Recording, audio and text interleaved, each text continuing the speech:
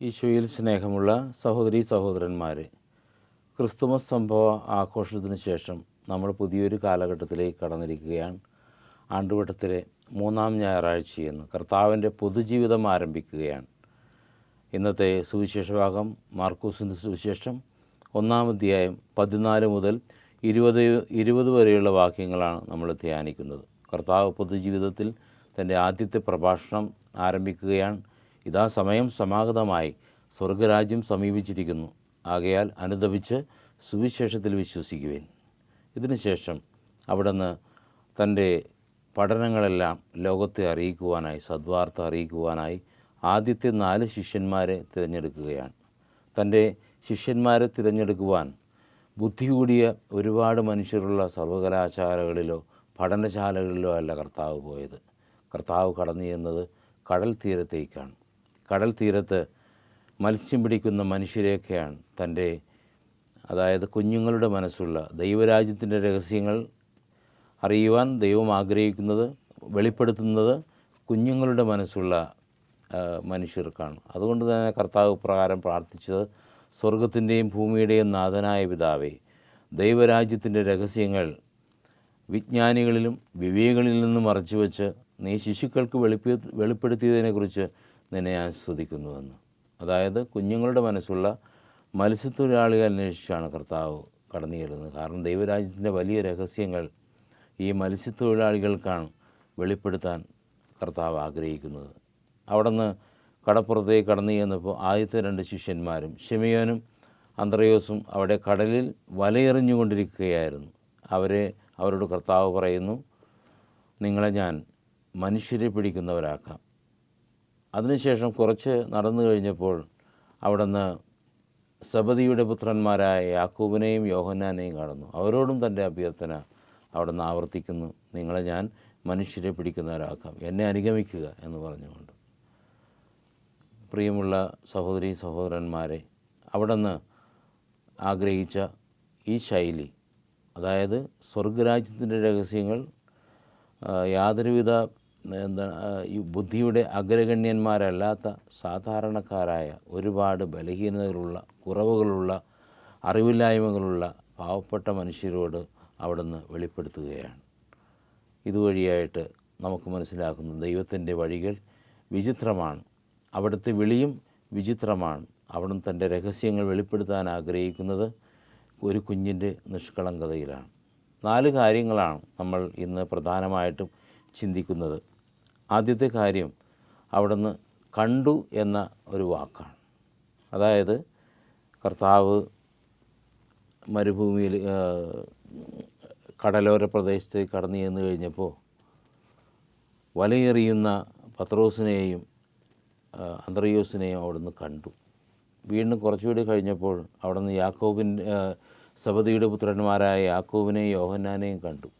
ഇനി മത്തായിയുടെ സുവിശേഷം 2-ാം അധ്യായത്തിലേക്ക് നടന്നു ചെല്ലുമ്പോൾ ചുങ്കസ്ഥലത്തിരുന്ന് ചുങ്കം പിരിച്ചുകൊണ്ടിരുന്ന മത്തായിയെ കണ്ട് അവനോടും തന്നെ അനുഗമിക്കാൻ അവിടുന്ന് ആഹ്വാനം ചെയ്തു. അപ്പോൾ മത്തായിയെയും കണ്ടു. ഈ കാണലെന്ന് പറയുന്ന സാധാരണ കാഴ്ചയല്ല. അതായത് നമ്മളെല്ലാവരും അപ്പോൾ ഉള്ളത് കാണുന്നവരാണ്, എന്നാൽ ദൈവം അകം കാണുന്നതാണ്. ദൈവം കാണുന്നത് പത്രോസിനെ വിളിച്ചു കഴിഞ്ഞപ്പോൾ കർത്താവ് കാണുന്നത് വലയെറിയുന്ന ഒരു തൊഴിലാളിയല്ല.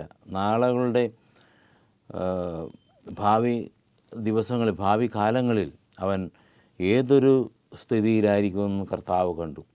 അവൻ ഒരിക്കലും 3 പ്രാവശ്യം തള്ളിപ്പറയുന്ന പത്രോസിനെയല്ല കർത്താവ് കാണുന്നത്, മറിച്ച് വത്തിക്കാൻ കുന്നിൻ്റെ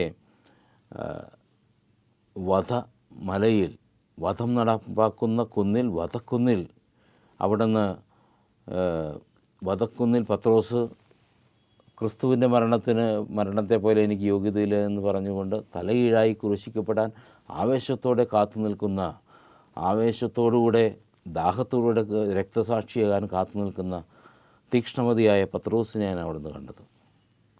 അതുപോലെ തന്നെ നമുക്കറിയാം, ഫരീസേനായി കുതിരപ്പുറത്ത് കയറി രാജകൊട്ടാരങ്ങളിൽ നിന്ന് പുറത്തേക്ക് വന്ന് ഓരോ ക്രിസ്ത്യാനിയെയും വഴിയിലൂടെ വലിച്ചിഴച്ചു കൊണ്ടുപോയി അവനെ വധിക്കുന്ന ക്രൂരനായ സാവൂളിനെയല്ല കർത്താവ് കണ്ടത് വർഷങ്ങൾക്ക് ശേഷം യേശുവിൻ്റെ വചനം വിജാതീയരോട് പ്രസംഗിച്ചിട്ട് അതിനുവേണ്ടി ജീവൻ ബലിയർപ്പിക്കാൻ ആവേശത്തോടുകൂടെ രക്തസാക്ഷിത്വത്തെ നീറോ ചക്രവർത്തിയുടെ പടവാളിന് മുമ്പിൽ തന്നെ കുമ്പിട്ട് നിന്നുകൊണ്ട് രക്തസാക്ഷിത്വത്തെ ആലിംഗനം ചെയ്ത തീക്ഷ്ണമതിയായ ഒരു വിശുദ്ധ പൗലോസിനെയാണ് കർത്താവ് അവിടെ ആ വിളിയിൽ കണ്ടത്.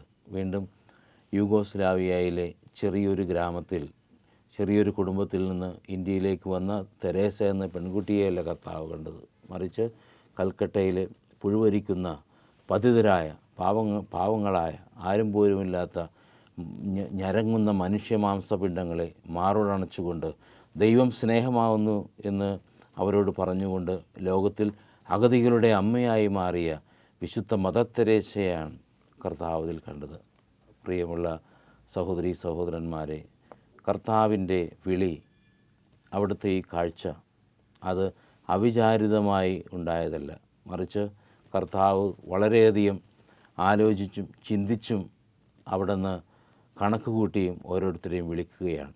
നമ്മൾ കാണുന്നത് ഈ വർത്തമാനകാലത്തിലുള്ള അവരുടെ അവസ്ഥയാണ്. നമുക്കൊരു പക്ഷേ പത്രോസിൽ മത്സ്യത്തൊഴിലാളികളെ മാത്രമേ കാണാനാവൂ. എന്നാൽ കർത്താവ് വരും കാലത്ത് അവനുള്ള സാധ്യതകളെ നമ്മൾ ആക്ച്വാലിറ്റിയാണ് കാണുന്നത്. കർത്താവ് കാണുന്നത് പൊട്ടൻഷ്യാലിറ്റി ആൻഡ് പോസിബിലിറ്റീസ്. അത്തരത്തിലുള്ള കാഴ്ചയാണ് ദൈവത്തിൻ്റെ ഓരോ വിളിയിലുമുള്ളത്. രണ്ടാമതായിട്ട് നമ്മൾ കാണുന്ന ഒരു കാര്യം, ഈ ശിഷ്യന്മാരെ വിളിക്കുന്ന സമയത്ത് അവരെല്ലാവരും ജോലി ചെയ്തുകൊണ്ടിരിക്കുകയായിരുന്നു. പത്രോസും അന്ത്രയോസും കടലിൽ വല വീശിക്കൊണ്ടിരിക്കുകയായിരുന്നു. സെബദിയുടെ പുത്രനായ യാക്കോബും യോഹന്നാനും അവരും വല നന്നായിക്കൊണ്ടിരിക്കുകയായിരുന്നു. പ്രവർത്തന നിരതരായവരെയാണ് കർത്താവ് വിളിക്കുന്നത്. അതായത് കർത്താവിൻ്റെ ശിഷ്യത്വത്തിലേക്ക് ഉറങ്ങുന്നവരെ ആവശ്യമില്ല, ഉണർന്നിരിക്കുന്നവരെ, ഉണർന്നിരുന്ന് പ്രവർത്തിക്കുന്നവരെ, കഷ്ടപ്പെടാൻ തയ്യാറുള്ളവരെ, അധ്വാനിക്കുന്നവരെയാണ് കർത്താവിന് ആവശ്യം. വീണ്ടും ഇവരുടെ പ്രത്യുത്തര പ്രകാരമായിരുന്നു.